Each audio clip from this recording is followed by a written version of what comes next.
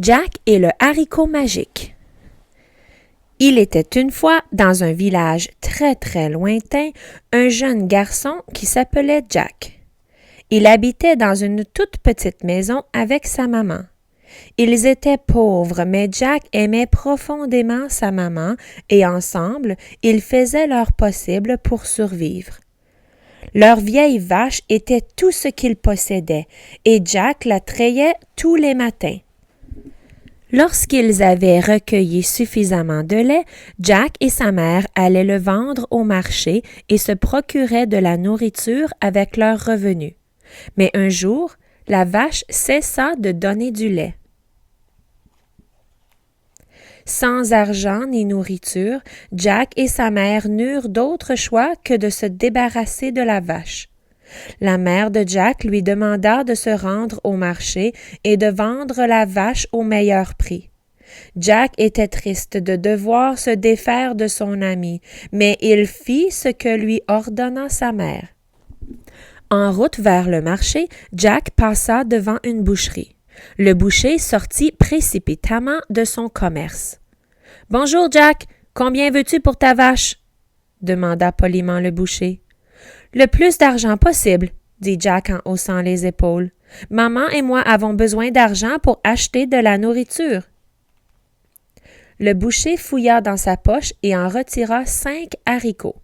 « Que dirais-tu si je t'offrais ces haricots en échange? » lui proposa-t-il. « Plante-les et je te garantis que tu auras tout l'argent que tu désires au petit matin. » Curieux, Jack accepta l'offre du boucher et rentra chez lui.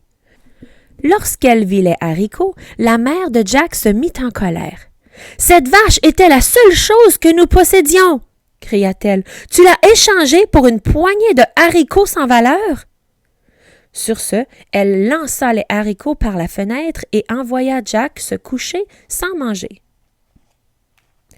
Le lendemain matin, lorsque Jack se réveilla, sa chambre était plongée dans la noirceur. Un feuillage très dense bloquait la fenêtre. Jack se leva et découvrit que des tiges géantes avaient poussé à l'endroit où sa mère avait jeté les haricots. Il s'habilla à toute vitesse et sortit de la maison en courant pour mieux examiner l'énorme plante. On ne voyait pas la fin du haricot. Jack décida de grimper pour voir où celui-ci menait. Il grimpa et grimpa. Il dépassa les nuages et sa maison ne ressemblait plus qu'à une tache sur la terre. Il ne pouvait plus rebrousser chemin. Il grimpa jusqu'à ce qu'il atteigne le sommet du haricot. Une fois au sommet, Jack sauta sur une île flottante sur laquelle se dressait un château orné d'or et de bijoux. Le château était si grand qu'il ne pouvait appartenir qu'à un géant très riche. Jack frappa sur l'énorme porte. Une gentille géante vint lui ouvrir et lui demanda « Tu dois avoir faim? Entre donc pour le déjeuner. »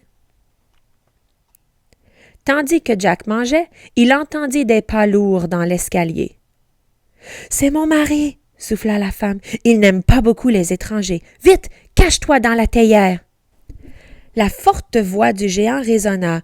« Ça sent la chair fraîche. » « Mais non, » répondit la femme du géant, « il n'y a personne ici. » Elle emporta la théière sur le comptoir de la cuisine, hors de la vue du géant. Jack s'assit dans la théière et écouta attentivement.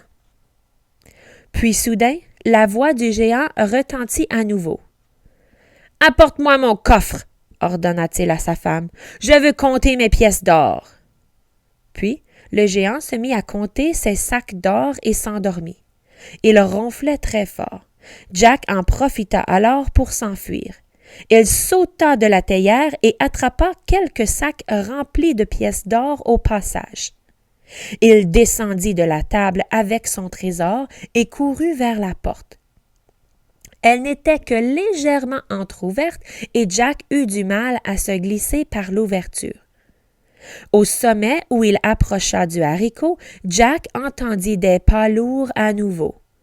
Le géant se tenait dans l'embrasure de la porte. « Quelqu'un a volé mon or! Hurla-t-il. Lorsque je le trouverai, je n'en ferai qu'une bouchée! Le géant aperçut soudainement Jack. Il se dirigea à grands pas vers le haricot. Jack sut qu'il devait se dépêcher.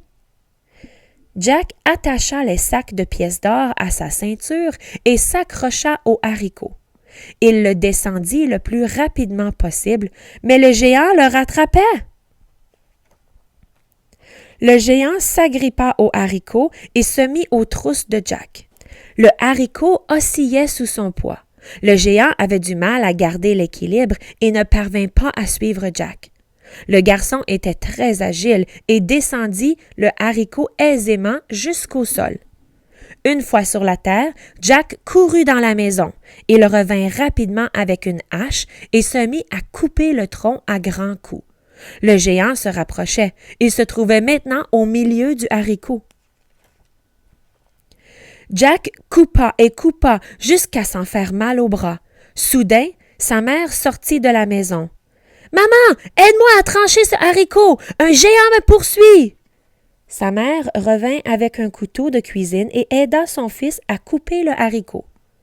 Le haricot se mit à balancer de l'avant vers l'arrière, puis ils entendirent un grand crac. Le haricot se rompit et s'écrasa sur le sol, entraînant le géant avec lui. Jack avait vaincu le géant.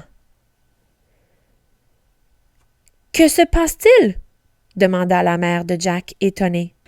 Jack raconta son histoire en détail, le haricot magique, le château et le géant. Puis, il lui montra finalement les sacs de pièces d'or. « Nous ne manquerons plus jamais de rien, maman, » dit fièrement Jack. La mère de Jack sauta de joie. Elle serra son fils adoré dans ses bras et ils se rendirent sans tarder au marché pour se procurer de la nourriture. Ils s'achetèrent également une autre vache afin de pouvoir continuer à vendre du lait. Jack et sa mère ne manquèrent plus jamais de rien. Ils continuèrent à travailler sur la ferme, mais ils n'avaient plus à se soucier de l'argent. Ils vécurent heureux très, très longtemps.